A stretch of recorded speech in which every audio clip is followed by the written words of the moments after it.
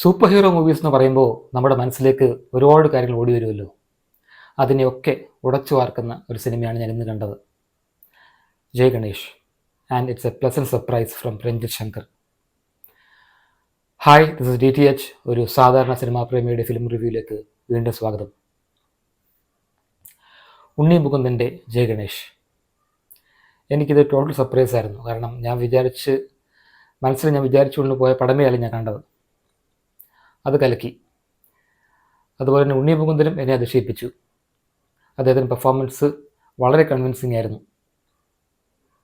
ഞാൻ കൂടുതൽ കഥയിലേക്ക് പോകുന്നില്ല, കാരണം കുറേ കാര്യങ്ങൾ നിങ്ങൾ അറിയാതെ തന്നെ പോകുന്നതായിരിക്കും നല്ലതെന്ന് തോന്നുന്നു. നിങ്ങൾക്ക് എന്തൊക്കെ അറിയാം, എന്തൊക്കെ അറിയത്തില്ല എന്ന് എനിക്കറിയാത്തത് കൊണ്ട് ഞാൻ കഥയിലേക്ക് കൂടുതൽ കടക്കുന്നില്ല.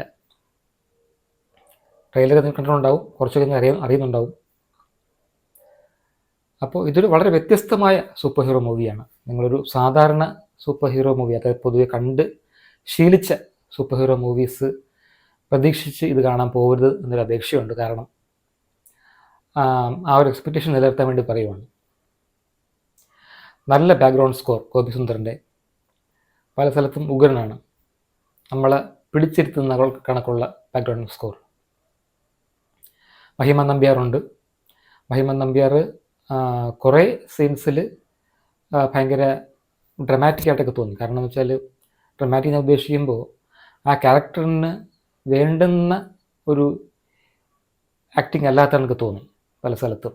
അത് കൺവിൻസിങ് ആയിരുന്നില്ല എന്നാണ് എനിക്ക് തോന്നിയത്. കാരണം എല്ലാ സീൻസിലും ഏകദേശം ഭയങ്കര പ്ലസൻ്റായിട്ട്, ഭയങ്കര പോസിറ്റീവായിട്ട് അങ്ങനത്തെ ആക്ടർ ആണെങ്കിൽ പോലും എന്തോ കുറച്ചുകൂടെ വേരിയേഷൻ ആവാമായിരുന്നു എന്ന് തോന്നി. പക്ഷേ ഉണ്ണി മുകുന്ദൻ ഒരു 90% സീൻസിലും കലക്കിയിട്ടുണ്ട്. ഇടയ്ക്ക് മാത്രം അദ്ദേഹം ക്യാരക്ടർ ദേഷ്യപ്പെടുമ്പോൾ എപ്പോഴും അലർച്ച പോലെ തോന്നും പുള്ളിയുടെ ആക്ടിങ്. പക്ഷേ ബാക്കിയുള്ള എല്ലാ സീൻസിലും, മിക്ക സീൻസിലും പുള്ളി വളരെ വളരെ കൺവിൻസിങ് ആയിരുന്നു. സൂപ്പർ ഹീറോ മൂവീസിന് പ്രത്യേകത എന്ന് വെച്ചാൽ, നമ്മൾ അത് വിജയിക്കണമെങ്കിൽ നമ്മളെ നായകന് വേണ്ടി അല്ലെങ്കിൽ നായികയ്ക്ക് വേണ്ടി നമ്മൾ റൂട്ട് ചെയ്യണം. അത് ഇതിലെന്തായാലും ഉണ്ട്. ഇപ്പം എനിക്ക് 39 വയസ്സായി. നമ്മൾ കൊച്ചിലെ കാണുന്ന മിത്തോളജിക്കൽ സൂപ്പർ ഹീറോസോ അമർ ചിത്രകഥയോ വായിക്കുന്ന ആ ഒരു ഫീലിംഗ് ഉണ്ടല്ലോ, അതൊരു പക്ഷേ ഇപ്പം കിട്ടത്തില്ല ഞാൻ വിചാരിക്കും. അങ്ങനെ വിചാരിച്ചൊക്കെയാണ് ഞാൻ പല പടങ്ങൾ കാണാൻ പോകുന്നത്, ഇങ്ങനത്തെ പടങ്ങൾ കാണാൻ പോകുന്നത്. പക്ഷേ ഈ പ്രായത്തിൽ പോലും എന്നെ പിടിച്ചിരുത്തുന്ന കണക്കുള്ള സ്ക്രീൻ പ്ലേയും മ്യൂസിക്കും ആക്ടിങ്ങും ആയിരുന്നു, എസ്പെഷ്യലി ഉണ്ണി മുകുന്ദൻ്റെ. അത് മാത്രമല്ല, ഇതിനകത്ത് ഒരുപാട് ആംഗിൾസ് ഉണ്ട്. അപ്പോൾ പാരാപ്ലജിക് ആയിട്ടുള്ള ഒരു ക്യാരക്ടറാണ് ഉണ്ണി മുകുന്ദൻ. അത് സ്പോയിലർ അല്ല, നിങ്ങൾക്ക് എല്ലാവർക്കും അറിയാമായിരിക്കും. അപ്പോൾ അദ്ദേഹത്തിൻ്റെ അച്ഛൻ അശോകനാണ് അഭിനയിക്കുന്നത്. അദ്ദേഹത്തിൻ്റെ അച്ഛൻ കഥാപാത്രമായിട്ടുള്ള സീൻസൊക്കെ വളരെ മനോഹരമാണ്. അത് വളരെ കൺവിൻസിങ് ആയിട്ട് രഞ്ജിത് ശങ്കർ ചെയ്തിട്ടുണ്ട്. അശോകനും കുറച്ച് സീൻസിലുള്ളെങ്കിലും ഹി ഡെലിവേഴ്സ്. രഞ്ജിത് ശങ്കർ നിങ്ങൾക്ക് അറിയാമെങ്കിൽ, രഞ്ജിത് ശങ്കറാണ് പുണ്യാളഗർബത്തീസ്, സുധി വാൽമീകം, അങ്ങനെ പല പടങ്ങളും നമുക്ക് സമ്മാനിച്ചിട്ടുള്ളത്. അതിൽ പുണ്യാളഗർബത്തീസ് എൻ്റെ one of the most favourite movies എവറാണ്. ഒരു മലയാളം സിനിമ എടുക്കുകയാണെങ്കിൽ ടോപ്പ് 100 വരാൻ പറ്റുന്ന ഒരു സിനിമയാണ്.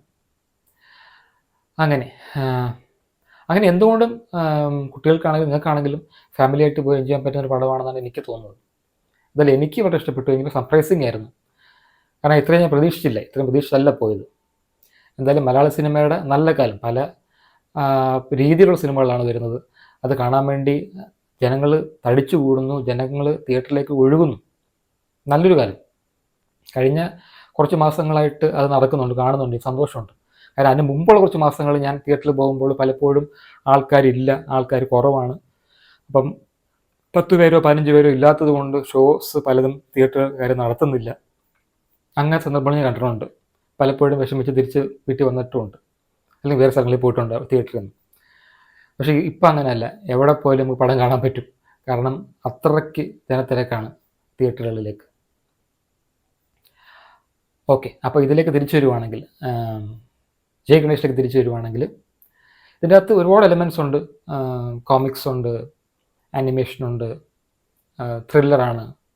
അങ്ങനെ എല്ലാം ചേർത്ത് ഒരു ഉഗ്രൻ പാക്കേജാണ്. എനിക്ക് തോന്നിയ ഒരേ ഒരു സംഭവം എന്ന് വെച്ചാൽ, അവസാനത്തെ ഒരു ടൈറ്റിൽ കാണിക്കുമ്പോഴും അവസാനത്തെ ഒരു 5 മിനിറ്റ് കുറച്ചുകൂടി എക്സൈറ്റിംഗ് ആക്കാമായിരുന്നു എന്ന് തോന്നി. കാരണം കുറച്ചുകൂടി നല്ലൊരു ആനിമേഷൻ, അവർ ആനിമേഷൻ കാണിക്കുന്നുണ്ട്, കുറച്ചുകൂടി നല്ലൊരു ആനിമേഷനിൽ ഒരു ഹൈയിൽ നിർത്താൻ പറ്റുന്ന ഒരു പടമായിരുന്നു തോന്നി. ഒരു പക്ഷേ പാർട്ട് 2 അർഹിക്കുന്ന ഒരു പടമാണെന്ന് തോന്നി. അപ്പോൾ കുറച്ചുകൂടി എക്സൈറ്റിംഗ് ആയിട്ടൊക്കെ നിർത്താമായിരുന്നു എന്ന് തോന്നി. ബാഹുബലി 2 പോലൊക്കെ, അല്ലെങ്കിൽ ബാഹുബലി 1 പോലൊക്കെ നിർത്താമായിരുന്ന ഒരു പടം പോലെ തോന്നി. അത് കണക്ക് അലീറ്റ് അത് ബാറ്റിൽ ഏഞ്ചിൽ നിർത്തുന്ന കണക്ക് അങ്ങനെ ഒരു നിർത്താൻ പറ്റുന്ന കണക്കൊരു പടമായിട്ട് തോന്നി. അങ്ങനെ ഉണ്ടായില്ല. അത് ചെറിയ ഡിസപ്പോയിൻമെൻ്റ് ഉണ്ടെന്നേ ഉള്ളൂ. പക്ഷേ ഇത് വളരെ ഡിഫറെൻ്റ് ആയിട്ടുള്ള ഒരു സൂപ്പർ ഹീറോ മൂവിയാണ്.